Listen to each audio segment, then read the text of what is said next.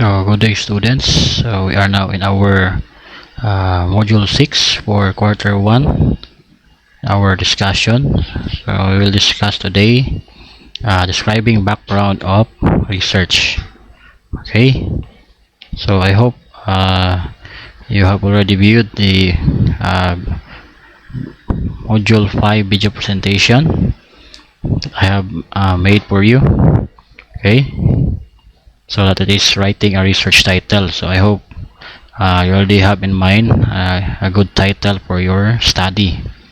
Okay, so bear in mind that that title can still be changed. Okay, so it is flexible at this moment. Okay, so we cannot fix this. Okay, once you submitted it to me, so I will check it and you will revise it, okay, based on my recommendations. Okay, so in this module, so describing background of research, so expected to, okay, zero competency, describe background of research. So you will learn later what is background of research all about. Okay, so I hope you already have also a wide reading and researches conducted in your proposed study, okay, for this subject. Okay, so for that, let's have first this warm up exercises. What I know. Okay, read the following questions carefully and circle the letter of the best answer. Okay, number 1, the following is not included in the background of the study. A, review of the area being researched. B, current information surrounding the issue. C, previous studies on the issue. D, the prediction of the result of the study.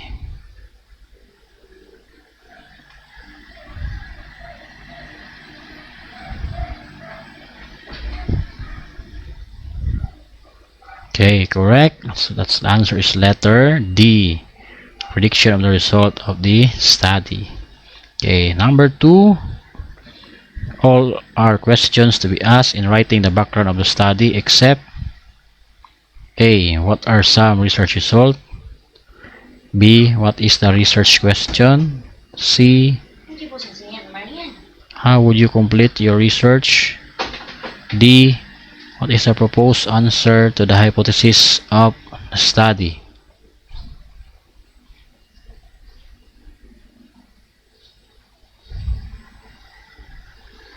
Okay, the correct answer is letter D. So what is the proposed answer to the hypothesis of the study?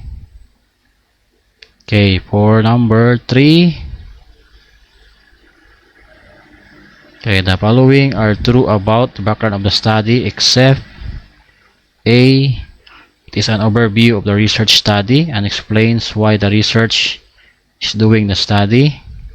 B, it provides information that is important to understand the main body of the research investigation.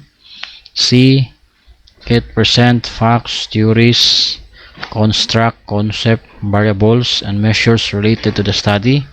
D, it is to help the researcher to prove the relevance of his or her research questions and to further develop his or her thesis.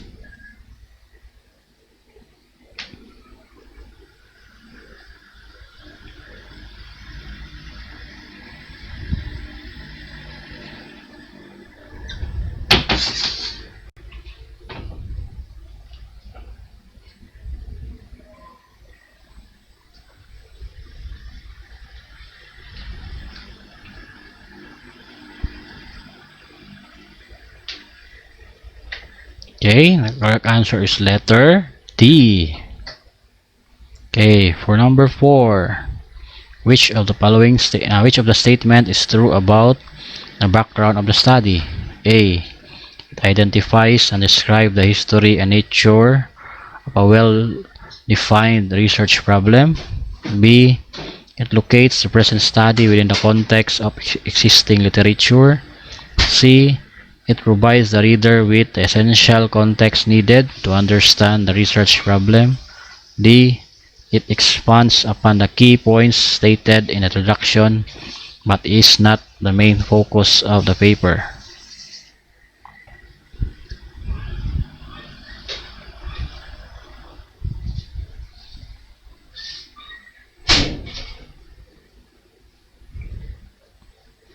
Okay, the correct answer is letter C. Okay, for number 5. In writing the background of the study, the following should be done except A. Conducting primary research at the beginning stages of formulating a thesis when many issues are unclear. B. Formulate the hypothesis of the present study. C. Read the information and develop a research question of the thesis statement that will guide your research. D. Write a thesis statement of your research paper.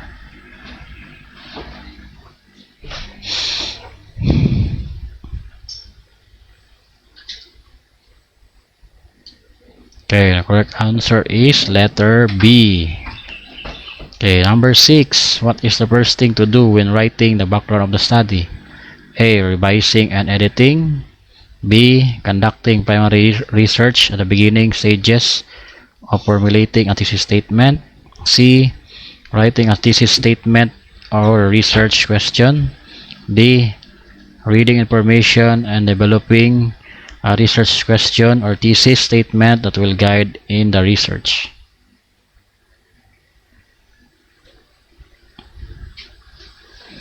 Okay, correct. The answer is letter B. Conducting a primary research at the beginning stages of formulating a thesis statement. Okay, number 7. The second step in writing the background of the study is blank. A. Revising and editing. B. Conducting primary research at the beginning stages of formulating a thesis statement. C. Writing a thesis statement or research question. D. Reading information and developing a research question or thesis statement that will guide the research.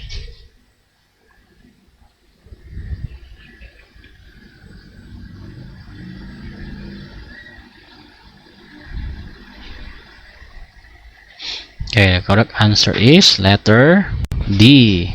Reading information and developing a research question or thesis statement that will guide in the research. Okay, number 8. Which of the following is the third step in writing the background of the study? A. Revising and editing. D. Conducting primary research at the beginning stages of formulating a thesis statement. C. Writing a thesis statement or research question. D. Reading information and developing a research question or thesis statement that will guide in the research. Okay, correct. It's letter C. Writing a thesis statement. Okay, number 9. The fourth step in writing the background of the study is blank. A. Completing the research using the thesis statement and research question as a guide. B. Revising and editing. C. Writing a thesis statement or research question. D. Reading information and developing a research question or thesis statement will guide in the research. Okay, correct answer is letter A. Completing the research using the thesis statement and research questions as a guide. Okay, number 10. Which of the following is the fifth step in writing the background of the study? A. Completing the research using the thesis statement and research question as a guide. B. Revising and editing. C. Writing a thesis statement or research question. D. Creating 5 separate sections that cover the key issues, major findings, and controversies surrounding the thesis, as well as sections that provide an evaluation and conclusion. Okay, the correct answer is letter D. Okay, for number 11. The sixth step in writing the background of the study is blank. A. Completing the research using the thesis statement and research question as a guide. B. Revising and editing. C. Writing a thesis statement or research questions. D. Including by identifying and further study what needs to be done in the area, or providing possible solutions to the issue that haven't been considered before. Okay, the correct answer is letter D. Okay, for number 12, what is the final step in writing the background of the study? A. Completing the research using the thesis statement and research question as a guide. B. Revising and editing. C. Writing a thesis statement or research questions. D. Reading information and developing a research question of thesis statement that will guide in research. Okay, correct answer is letter B. Revising and editing. Okay, number 13. Why do you need the background of the study? A. Conclude through the findings of the study. B. Determine the current state of knowledge. C. Make recommendations using the conclusion. D. Present data in tabular or graphical presentation.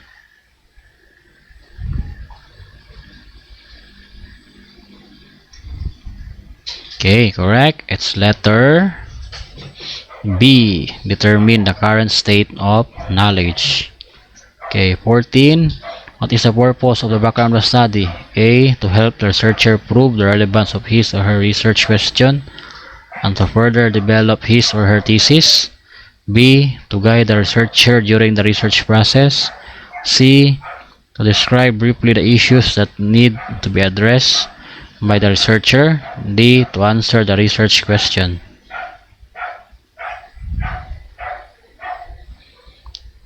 Okay, the correct answer is letter A.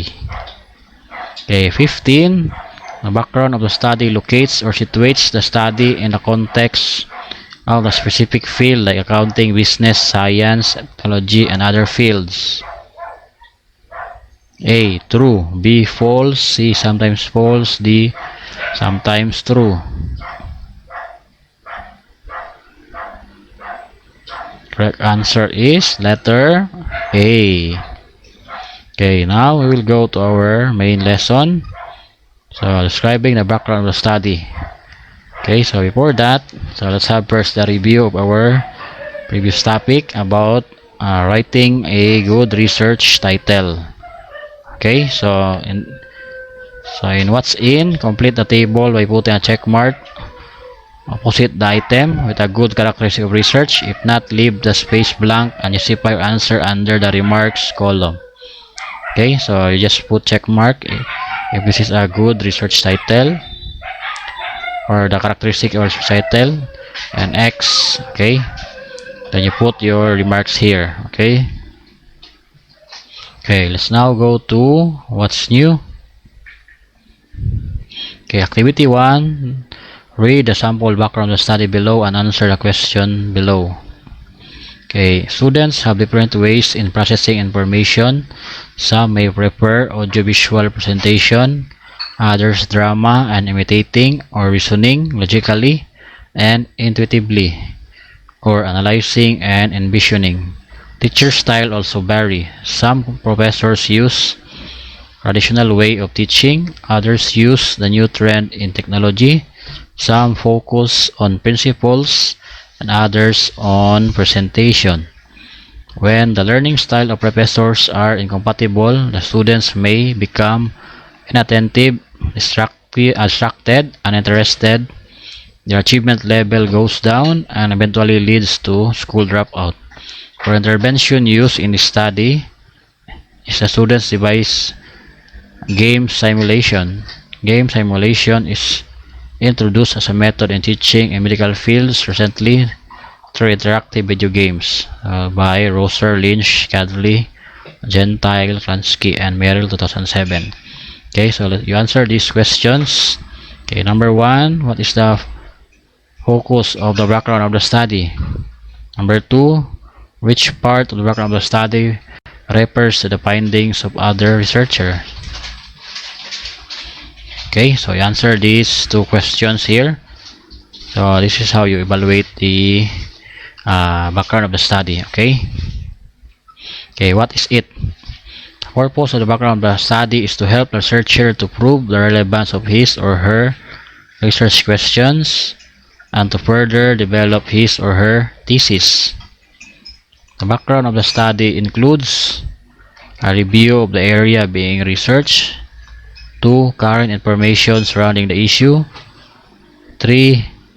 Previous studies of the issue, 4. Relevant history of the issue, and 5. Effectively set forth the history and background information on the problem. Okay, so I will provide more discussions about this topic later, okay, in my PowerPoint presentation. Okay, so these are the suggested things to be done in writing in the background of the study. Okay, number 1, so you must conduct a primary research at the beginning stages of formulating a thesis when many issues are unclear. Okay, especially for you now, you are beginners in research. Okay, especially in quantitative. In your grade 11, it's qualitative, so it's much different from this subject because this is more scientific. Okay, so to solve your unclear understanding of the topics that you like or that interest you, so you must have first a research. Okay, this is very important. You read a lot of materials in the internet, like on the Google Scholar, ResearchGate, APA Education, and other educational websites that have published study of their researches. Okay, that is very important to give you a good background of the topic that you would like to conduct your study. Okay, number 2, read the information and develop a research question of thesis statement that will guide your research. Okay, so again, you read the information, so you try to develop questions about your study. Okay, so this will guide you to determine what is the objective of your study. Okay, so try to develop. Then number 3, write a thesis statement or research question. Okay, so in number 3, so we have in quantitative research, we have a sort of pattern in writing a research question. Okay, so later you will learn this, how to write research questions. Okay, because in PR1, that is different from the questions. Okay, so we have formatting in how to write research questions. Okay, so what is the purpose of this? Again, to help you narrow down your study. Okay, so by providing research questions, so this will provide also direction on your research on what to focus. Okay, number 4, complete your research using your thesis statement and research question as your guide. Okay, as I said earlier, so this is your guide, the research questions. Okay, so this will answer your thesis statement, okay, or the problem of your study. Okay, number 5, create 5 separate sections that cover the key issues, major findings, and controversies surrounding your thesis, as well as sections that provide an evaluation and conclusion. Okay, so these are the how you will present your background of the study. Okay, so you can give 5 sections. What are the issues regarding your studies, findings, controversies, or the studies before, so how they conduct a study, what is the result. Okay, so then the conclusion. Okay, so this will also give you a background, especially if your study is similar to the study conducted before by the early researchers. Okay, so this will help a lot in constructing your background of the study. So later I will present example of background of the study. Okay, number 6, conclude by identifying and further study what needs to be done in the area or possible solutions to the issue that haven't been considered before. Okay, and number 7, so again, revise and edit your background of study. Again, so in research subjects, so it is not a one piece or an activity that can be done overnight.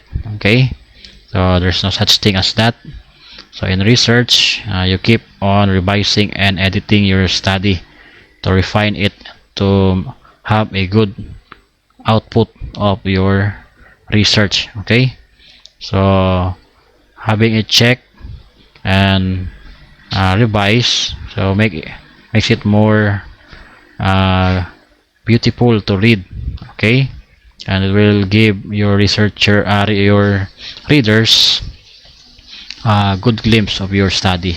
Okay, so don't be discouraged if your paper is frequently revised. Okay, if I put there revise this and so on. Okay, so it's natural in research. Okay, so let's have this. Before that, so I have here a PowerPoint presentation about the background of the study. Okay, what is background of the study? The background of the study is basically an overview of the research study and explains why you as researcher are doing the study. Provides information essential to understand the main body of the research investigation, which could be an offshoot of any of the following. Number 1, historical developments. Number 2, cultural development. 3, academic developments. 4, scientific findings. 5, debates or arguments, and a host of others. So the background of the study locates or situates your study in the context of a specific field. So in the background of the study, you're linking your research study to recent developments, as well as you mention certain issues relevant to your field of investigation, followed by research questions you intend to seek answers for, and can make your reader deduce the originality of your study. So I will present now an example of a background of the study. Okay, so this is the background of the study. Cockroaches are common pests in the tropics. They had been to cause allergic reactions to most people, had chew holes on clothes. According to Batubalani for Science Technology, the real danger of cockroach lies in their ability to transmit sometimes lethal disease and organisms such as Staphylococcus, Streptococcus, hepatitis viruses, and coliform bacteria. They had been known to contaminate food at the same time infect it with bacteria they carry. The bacteria spread in food can cause food poisoning. People have used various instruments to control the cockroach problem. The most popular is the insecticide spray. According to the website www.bayer.com.th, its active ingredients like petroleum distillates can cause severe chest pains and coughs when inhaled. Second is the cockroach coil, which can kill roaches, but the active ingredient like electri can cause harm to humans when inhaled. This also has an ozone depleting ingredient. Third most popular is the fly paper. When cockroaches are stuck into it, they die and the carcass can spread more bacteria. Question on everyone's mind is, what can be effective and natural insecticide? So tubang bakod is a common plant in the Philippines. According to the website www.davesbear.com, its seeds contain certain toxic substance known as oxabumin carcine, along with other ingredients like sap, onions, and weeping willow leaves. or tubang bukod seeds visible to be used as cockroach killer. Okay, so as you have read in this background of the study, so it's all about the ways in reducing or killing the cockroaches. Okay, so in this study the author presented the dangers of cockroaches in the first paragraph, as you observe here. Okay, so he highlighted the diseases that it can cause to human beings, and as well as the food. Okay, it can cause also food poisoning. Then in the third line here, so talks about on how to prevent the spread of cockroach by the use of insecticide. Okay, so have you observed the sequence of the ideas used by the author? So in his first paragraph he used the background, what is cockroach, okay, what are the diseases it can give to us and how it can affect us. Okay, so in his last line here talks about prevention of cockroach. Okay, so use insecticide. Okay, and also it discusses also the effects of that insecticide.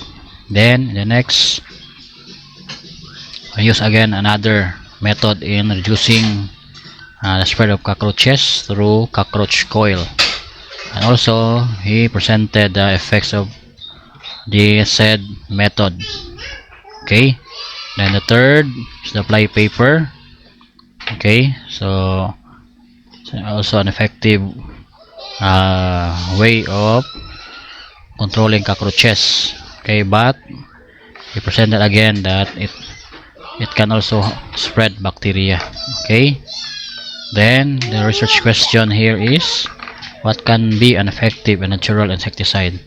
Okay, so as you observe, he presented different ways to control cockroaches. Okay, so that is a good background study because he gives all the different methods. Okay, so that is the good background study. Okay, so you determine all the aspects of your study.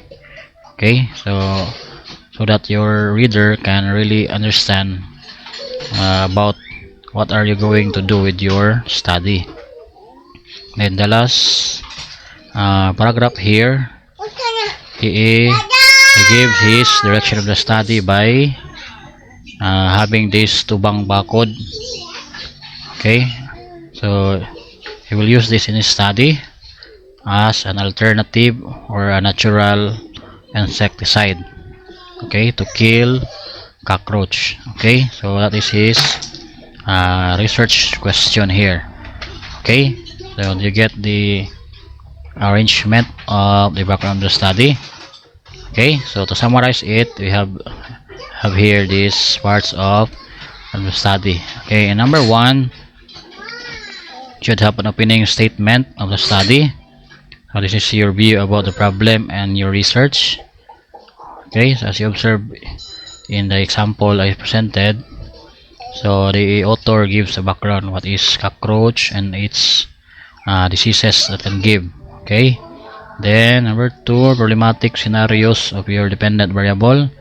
So here you can include your citations. Okay, so by the way, number one, this is your first paragraph in your study. This is your own, so no citations here.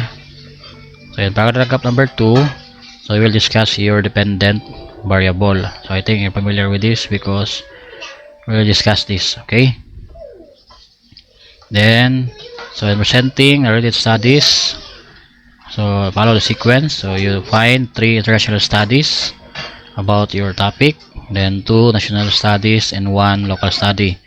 So I just put this optional because some of you might find it hard to find the local study. Okay, if you can find one, it's good. Okay, Okay, number 3, so it's about DB. Okay, problematic scenarios. Okay, so in your study we will again use two variables. Okay, IB1 IB 1 DB. So again, same concept, follow the sequence: 3 international studies, 2 national, and 1 local. Then the research gap. Okay, so when you talk about research gap, this is about the gap in the previous studies, what is not being done before. Okay, so because you read already a lot of references, so you can now determine so what is the gap of the previous studies. Okay, you try to establish this to make your study unique. Okay, so this is the parts of the background of the study. Okay, so I will present here a example of a study. Okay, as you observed here, we have the introduction part. So this is the parts of your research paper. So as you can see, background of the study is the first thing to be read by your readers. Okay, so later I will present the format of your research. Okay, so as you observe here, so this is the background of the study. So the quality of learning of today's generation is becoming lower than it was. They get easily distracted from what is more important due to the things that attract and divert their attention, like chatting or posting trivial stuff. Education is far more important, but the millennials today tend to neglect its significance in their lives by dedicating more time in their social life than learning. So as you can see in this line, so the author of this research presented his or her ideas about academic performance. Okay, so as you can see here, his topic is more about academic performance. Okay, then academic excellence or achievement plays an important role in an individual placement, be it an academic institution or job placement. So this is by Osharibi. Okay, as you observe, academic excellence is the dependent variable in his study. Okay, so we have here the citation. Okay, that is typewritten ago. The citation is the studies, so you must include this in your study to make your study more credible. Okay, then the last part here, academic performance is the outcome of education, the extent of which a student, teacher, or institution has achieved their educational goals. Also, schools are made to equip students in their future careers as the ones who share knowledge and skills to improve the learning performance of students. So as you can see here, you can already understand what is the dependent variable. Okay, it's more of the academic performance. Then next, in the third paragraph, so this is the independent variable. On the other hand, everyone has their own social media accounts, but millennials today tend to miss it and so addicted to it. Social media let most of students fully across the internet, and this affected the students' academic performance. So that is by Wazar Goodwin. And according to Cabral, millennials tend to prioritize social media over more important things, and they need to use it to achieve satisfaction. So as you can see in this line, so this is now the problematic scenarios of his independent variable. Okay, so we can already have a glimpse that his study is all about social media and its effect to academic performance. Then the next paragraph, so locally, this is now the local study. Okay, so in the study of Banuelos and Lobitos in 2013, they said that failure of parent support to their children and poor parental style are one of the outcomes why students have low performance in school. certain parents are tolerant or not care about the actions of their children, such as excessive usage of internet or social media. Okay, so this is now the problematic scenarios about the topic. Okay, just just what I have written in the PowerPoint presentation earlier. Okay, so you provide problematic scenarios to give more uh, idea to the readers, okay, about your topic. Okay, then so you can see in this line here, so this is sort of a research gap. Cannot be denied that students' learning performance is being hampered by a lot of action. One of its social media. So his study is focused on the effects of social media, okay, through academic performance. Then I stated here the purpose of his study. The study was conducted the purpose of identifying how excessive social media use affects the learning performance of students.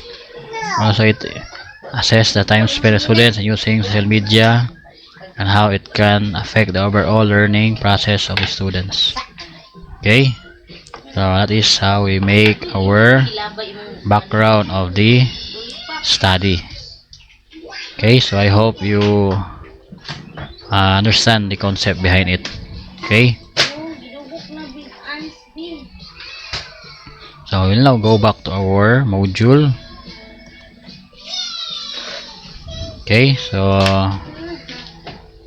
okay, what's more, so just read this activity 1. So read the excerpt from background of the study of a certain research, able to describe the said background of the study by completing the unfinished sentence in the independent activity 2. Okay, so you answer these questions here based on this paragraph here. Okay, so again, you submit this into me in my Gmail account. Then another, you answer this what I have learned. So you may add another circle for the background of the study. Then what can I do? So answer this situation analysis. Many things around us, such as food, are source of research. So manufactured food is out in the market for our consumption, but there is food. It's not for everybody.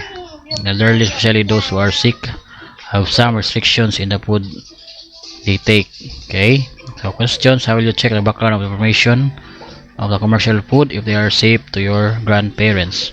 Okay, so in this part here, you make your own background of study about the effects of commercial food to your grandparents. Okay, so you just follow the format that I give. Okay, I hope you have a screenshot on it.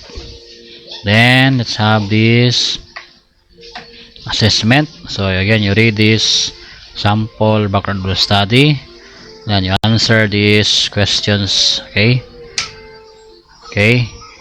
just 1 to 15. Okay, so I know you can answer this. Okay, again, so if you have questions about the topic, you can have your personal message to me in Facebook and email me in my account. Okay, so good luck and God bless.